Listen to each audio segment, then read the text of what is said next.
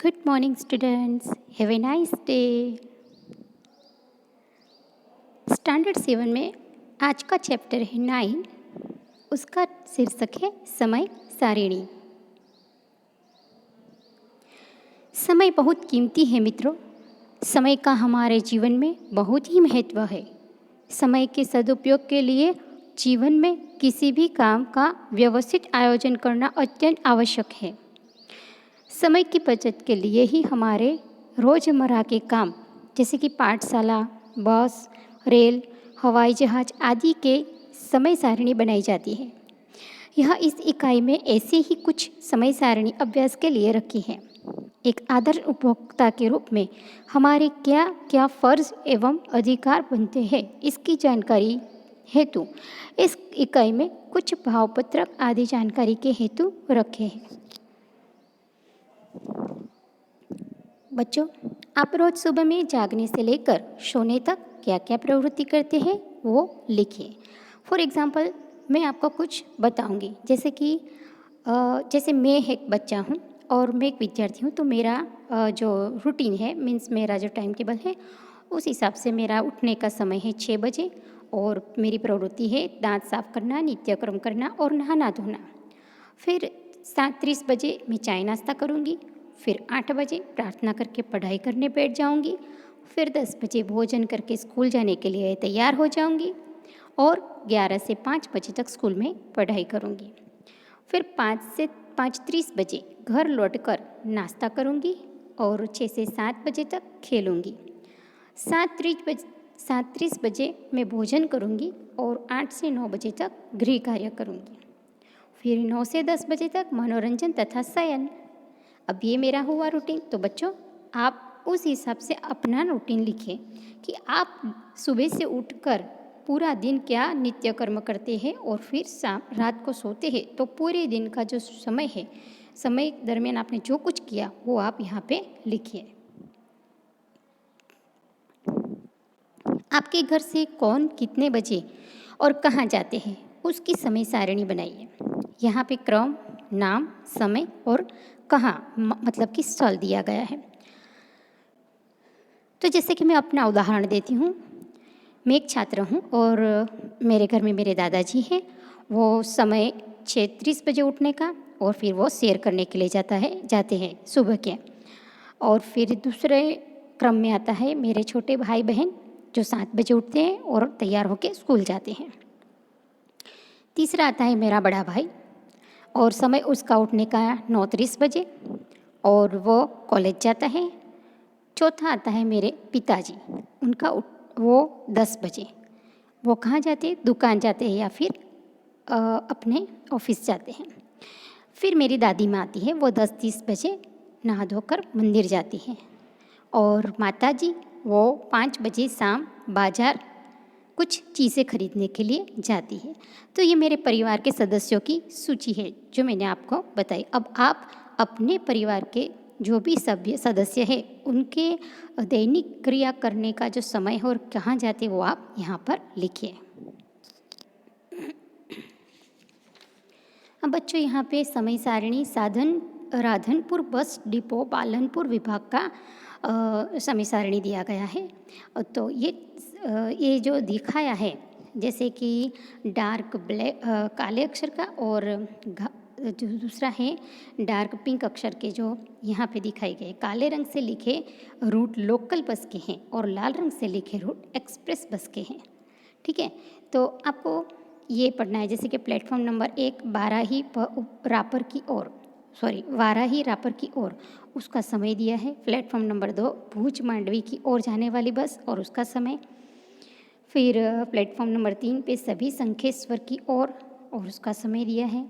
फिर platform number 4 Deodar भावर की ओर उसके समय दिया है। प्लेटफॉर्म नंबर 5 मेहसाणा अह की ओर उसका समय दिया है।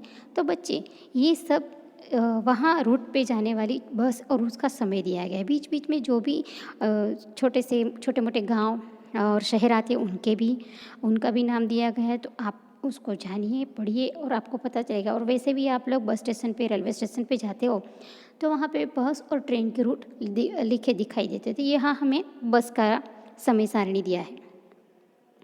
और यहाँ पे कॉर्नर में हर पूनम के लिए एक्स्ट्रा बस है, क्योंकि पूनम पे बहुत भीड़ लगती है और वहाँ पे सब उनके लिए एक स्पेशल बस लगती है। तो यहाँ पे राधनपुर चोटीला की 6 बजे, राधनपुर अंबाजी की 6 बजे, राधनपुर मोमाई मोरा की 7 बजे और राधनपुर बेचराजी की 7 बजे से स्पेशल बस लगती है, जो स्पेशली वो पूनम के लिए जाने वाले यात्रालुओं के लिए दी गई होती है। यह समय सारणी केवल छात्रों के अभ्यास हेतु है, ठीक है। तो ये उदाहरण के स्वरूप हमें दी गई है। अब निर्देशित समय सारणी के आधार पर निम्नलिखित प्रश्नों के उत्तर आपको देने हैं। जैसे कि काले रंग से लिखित रूट का क्या मतलब है, तो उसका आंसर है काले रंग से लिखित रूट लोकल बस सूचित करता है।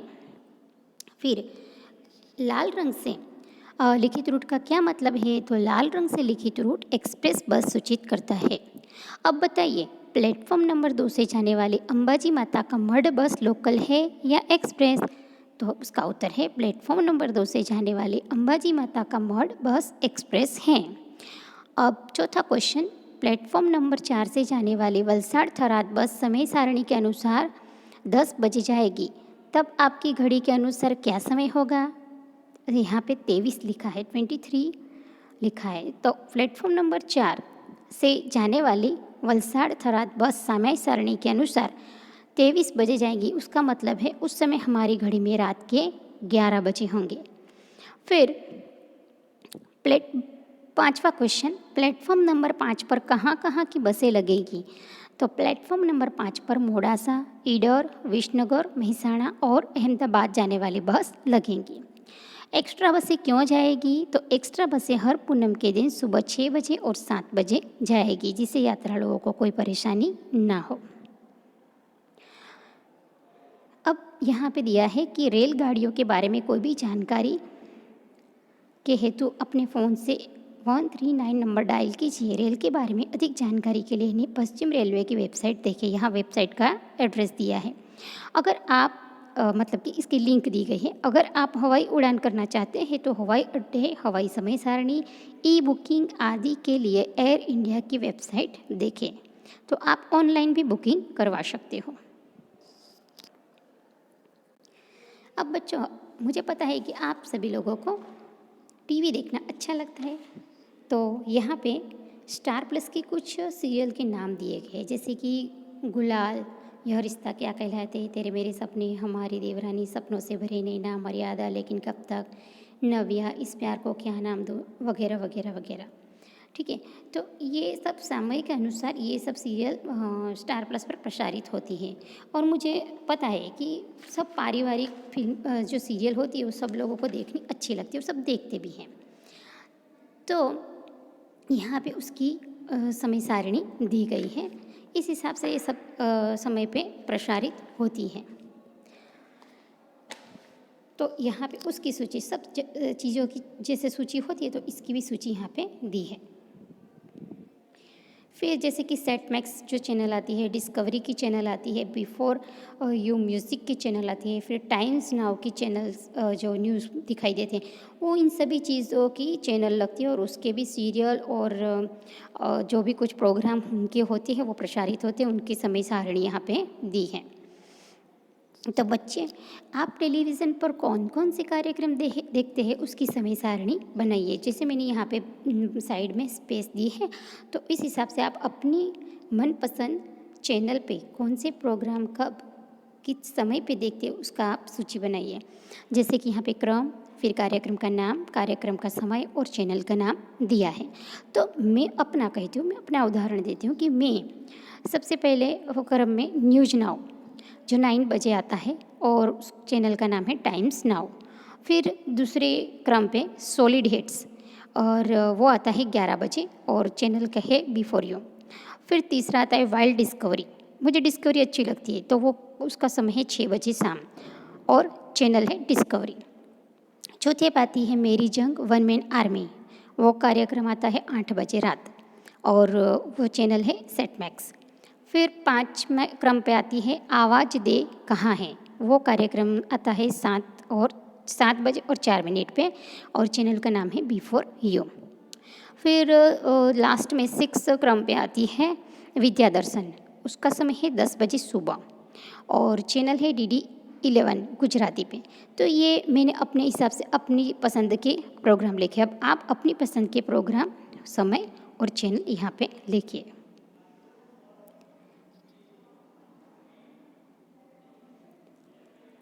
आपको टीवी का कौन सा कार्यक्रम सबसे ज़्यादा पसंद है और क्यों?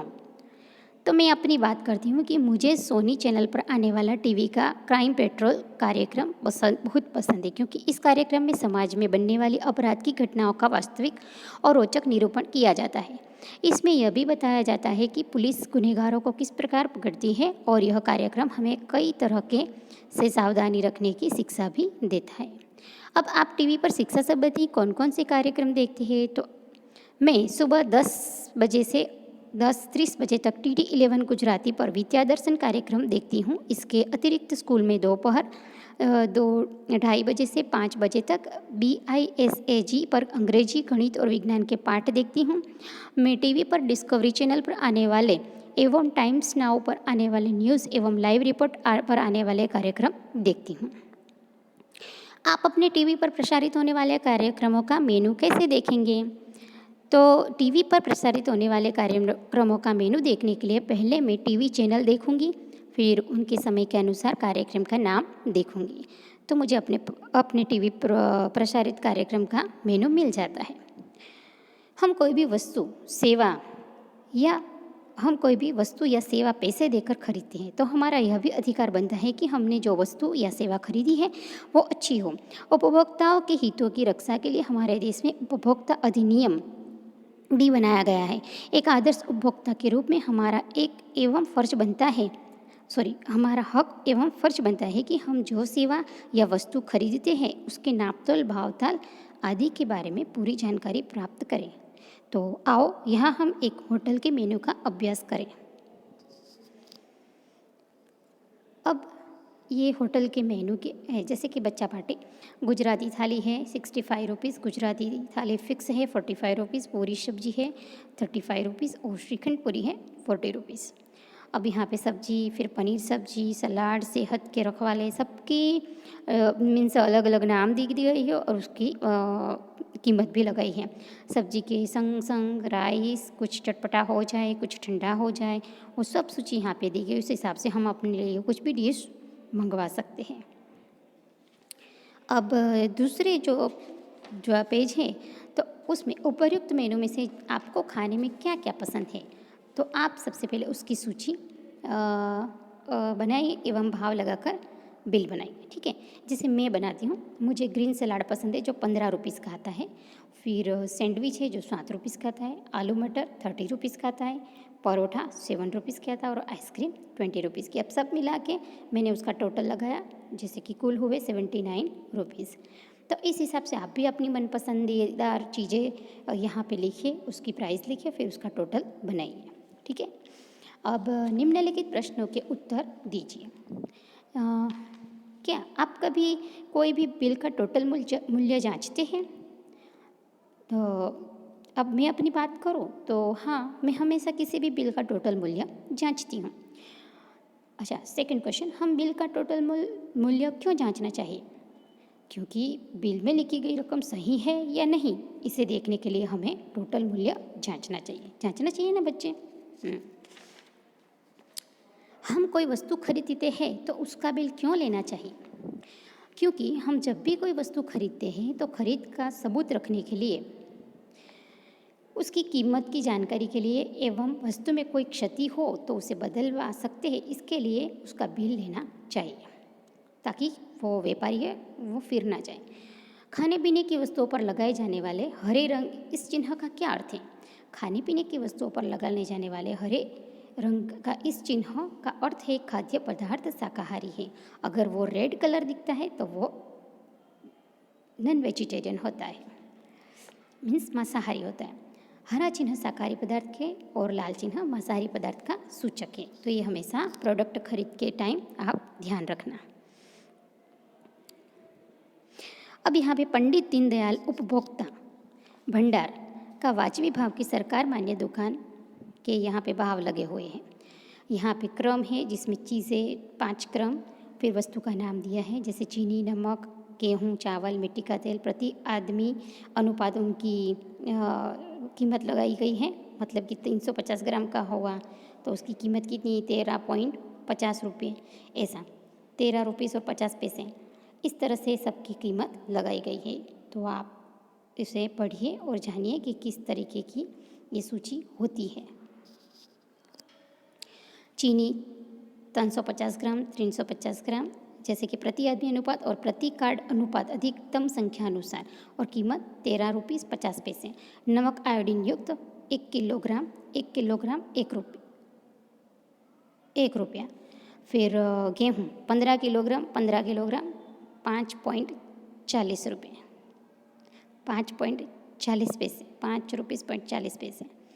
चावल 6.5 किलोग्राम, 6.5 किलोग्राम 7 रुपीस। मिट्टी का तेल 1.5 लीटर, 1.5 लीटर 14 रुपये 35 पैसे।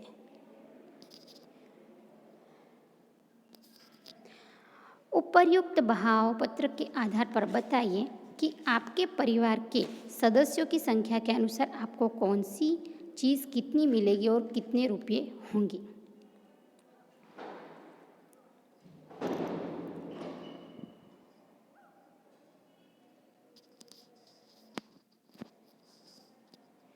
तो हमारे जैसे कि आपको चीनी कितनी मिलेगी, तो हमको चीनी 1.4 किलोग्राम मिलेगी। फिर आपको चावल कितना मिलेगा और कितने रुपये होंगे, तो हमको चावल 6.5 किलोग्राम मिलेगा, उसके 45.50 रुपये होंगे। हमें क्यों आयोडीन युक्त नमक खाना चाहिए? हमारे शरीर के समुचित विकास के लिए आयोडीन बहुत ज़रूरी है। शरीर को आयोडीन न मिलने पर गंडमाला मीन्स गोइटर, बौनापन आदि रोग होते हैं। इनसे बचने के लिए हमें आयोडीन युक्त नमक खाना चाहिए। मिट्टी के तेल का हम क्या उपयोग करते हैं? हम मिट्टी के तेल से लालटेन जलाते हैं, स्टोव जलाते हैं और भी कई उपयोग उनके होते हैं। कहीं कहीं ऑटो रिक्शा चलाने के लिए भी मिट्टी के तेल का उपयोग किया जाता है, जो गैरकानूनी है और इससे वातावरण को नुकसान होता है। अब विद्यार्थी मित्र, ये हमारा यहाँ पे समय सारणी का चैप्टर ख़त्म होता है। मुझे आशा है कि आपको अच्छे से समझ में आ गया। ये सब घरेलू चीज़ और व्यावहारिक जीवन में उपयोग होने वाली सब माहिती है, तो हमेशा उस पर ध्यान रखिए, क्योंकि आगे जाके आपको भी उसको उपयोग में लेना होता है। तो फिर भी मैंने इसकी PDF दी है, तो इस हिसाब से आप अपने क्वेश्चन आंसर्स अपनी कॉपी में लिख दीजिए। Thank you.